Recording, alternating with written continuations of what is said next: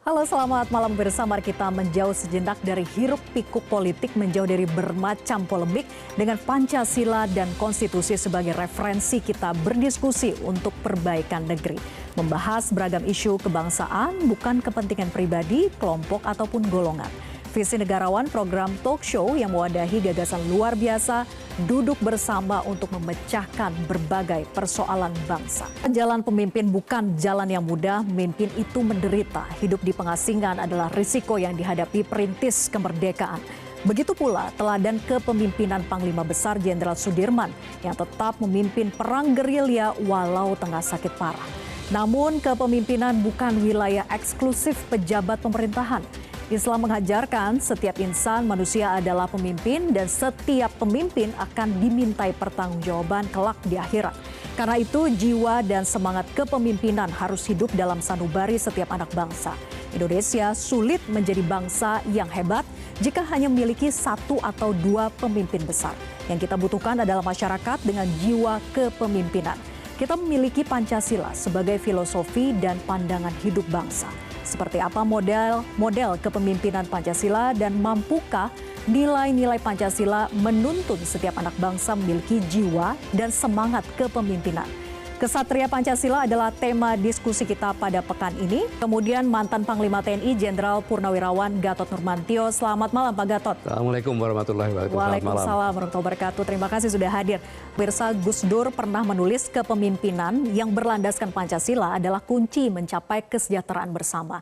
Nah, besok kita akan memperingati hari lahir Pancasila. Apakah sebetulnya model kepemimpinan Pancasila itu sudah menjadi acuan para elit kita sampai dengan saat ini? Saya ingin dengar komentar dari Pak Gatot seperti apa, Pak? Terima kasih. Jadi percuma kita bicara tentang masalah kriteria pemimpin yang disampaikan Pak Ermaya sama Pak Kiai tadi. Karena kita tidak akan mendapatkan pemimpin seperti sekarang ini. Pertanyaannya mengapa? Karena kita sama-sama tahu bahwa sistem pemilihan langsung, maka presiden dipilih berdasarkan faktor elektabilitas. Jadi ketenarannya semakin populer, semakin layak dipilih. Artinya apa? Popularitas meniscayakan pergerakan kapital. Jadi di belakangnya semakin banyak kapital, maka semakin memiliki popularitas. Jadi bukan adu konsep. Oke. Bukan adu konsep. Sekarang acuannya siapa yang terkenal? Popularitas bukan lagi soal karakternya, gitu, apalagi kualitas ya. Karena siapa yang punya kapital, banyak uang, dukung banyak uang, dia akan bisa membayar TV, membayar segala macam, membayar orang segala macam terkenal. Jadi untuk apa kita bicara kriteria seperti itu? Kalau sistem di negara kita ini masih mengkhianati Pancasila itu sendiri. Kan kita berharapkan pemimpin itu simpelnya adalah bisa melindungi segenap bangsa, tumpah darah, mencerdaskan, mensejahterakan, kan begitu. Jadi itu yang saya garis bawahi, sehingga kita terlalu banyak belok. Kita tidak akan menemukan pemimpin yang seperti itu.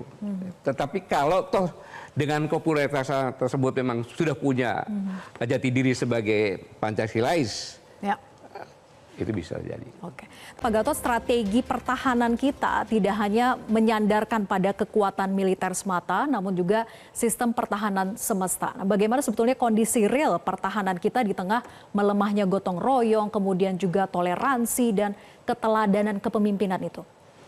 Terima kasih, Pak. Itulah yang sebenarnya menjadi kekhawatiran kita semuanya, bahwa sejak Undang-Undang tahun 2002, jadi Undang Dasar yang diamandemen 4 kali, itu sudah mencabut dari akar Pancasila. Karena memang kita harus membedah dari pembukaan atau pendahuluan Undang Dasar 1945, bahwa supaya berkehidupan kebangsaan yang berdasarkan Pancasila ini, itu kan diperintahkan untuk membentuk suatu pemerintahan, ya kan? Negara Republik Indonesia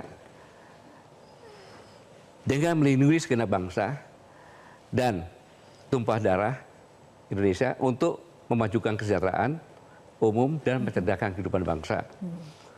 Dan pemerintahan itu undang-undang itu berdasarkan dengan ketuhanan yang Maha Esa dan seterusnya sampai ke sosial Pancasila. Ya. Nah, sekarang ini kita sudah pernah mengalami ketika tahun 1950, kita dipaksa karena Konferensi Meja Bundar untuk membuat undang-undang sementara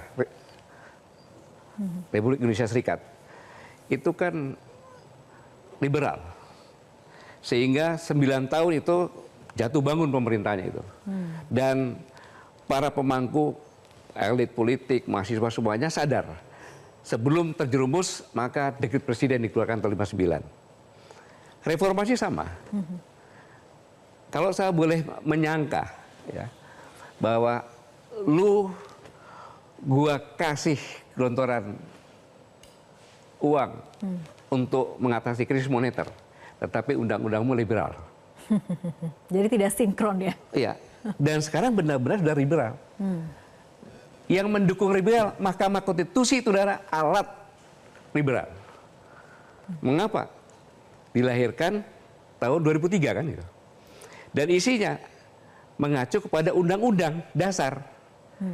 Harusnya Mahkamah Konstitusi itu mengacu pada Pancasila. Sehingga undang-undang itu tolak ukurnya adalah pada Pancasila itu. Ini tidak. Nah, dalam konteks seperti ini, maka paradigma kita berubah.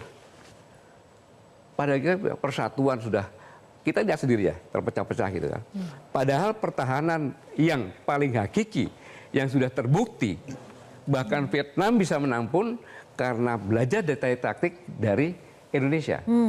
Pertahanan yang seperti begitu ada persatuan, maka kekuatan yang luar biasa. Kita menang pun Kebangkitan Nasional 98 itu kan mempersatukan kan, karena bersifat kendaraan kita kalah. 20 tahun untuk mempersatukan, lahirlah Sumpah Pemuda, berbangsa satu, bahasa satu, tanah air satu.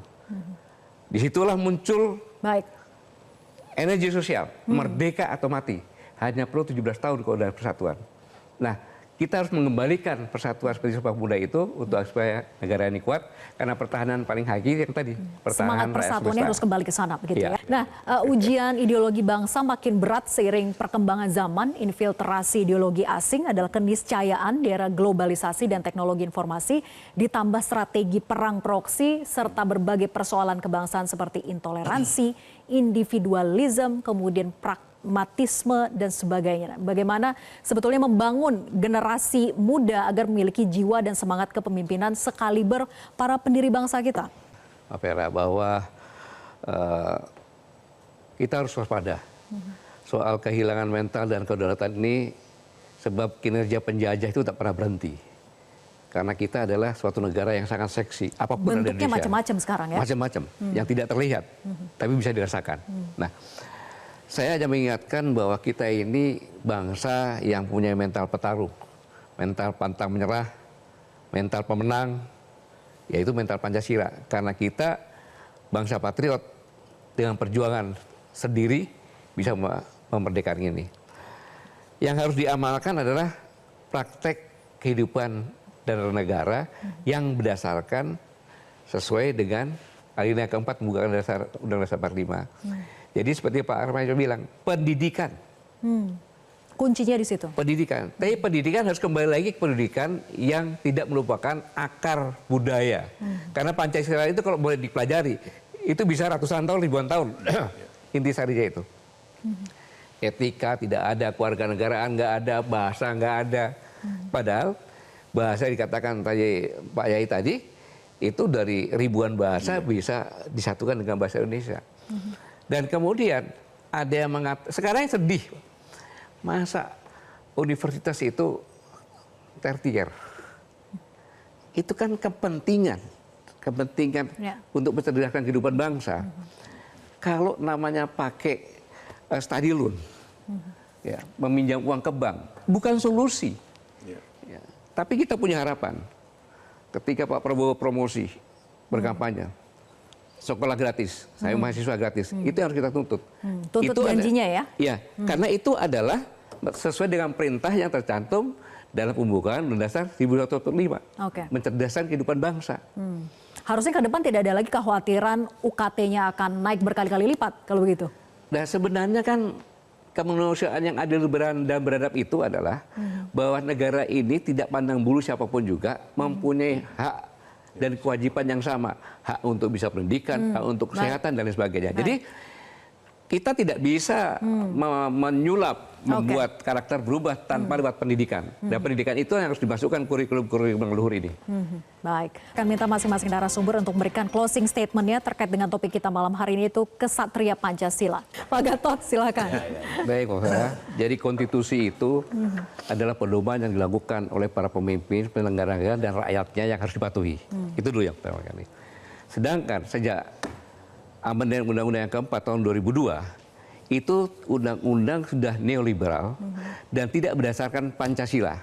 Saya ulangi, tidak berdasarkan lagi Pancasila. Sesuai dengan perintah pembukaan Undang-Undang Dasar 1945. Bahwa Undang-Undang Dasar mengacu kepada Pancasila. Gitu. Kita sudah mengalami, contohnya sekarang aja, mencerdaskan kehidupan bangsa. Kita berhutang kepada 1 juta guru lebih. Yang honornya antara 300 sampai dengan 1 juta. Padahal Undang-Undang Pasal 14, guru berhak memperoleh penghasilan di atas kebutuhan hidup minimal dan jaminan kesehatan sosial. Tetapi bagaimanakah, mampukah kita membangun raga sekaligus membangun jiwa jika para guru masih prasejahtera? Itu tidak bisa. Tapi yang jelas, mulai di tahun habis reformasi sampai dengan sekarang ini, yang adalah kemunduran. Persatuan mundur, korupsi makin banyak, ya kan? Ekonomi mundur semuanya. Maksudnya apa? Kita sekarang ada di persimpangan. Apakah makin melanjutkan kita ke arah hancur, atau kita kembali kepada akar negara Nusantara ini, Pancasila. Nah, inilah yang harus bersama-sama mari kita berkolaborasi, gitu ya? Berkooperasi tanpa persaingan, bersama-sama untuk menyadarkan bahwa kita sudah jauh menyimpang dari apa yang diwariskan oleh para pendiri bangsa. Karena kejiwaan yang merubah Undang-Undang 4 kali amandemen itu bukan sama dengan leluhur kita. Leluhur kita membuat undang-undang menjaga agar jangan sampai anak cucu kita dijajah lagi. Baik, kita harus kembali pada ideologi Pancasila, begitu ya, dalam jati diri bangsa. Sebagai paling atas undang-undang. Baik. Maka Mahkamah Konstitusi harusnya dia mengacu kepada Pancasila untuk undang-undang yang ada. Gitu. Baik, terima kasih Bapak-Bapak atas diskusinya luar biasa, memberikan insight dan manfaat bagi kita semua.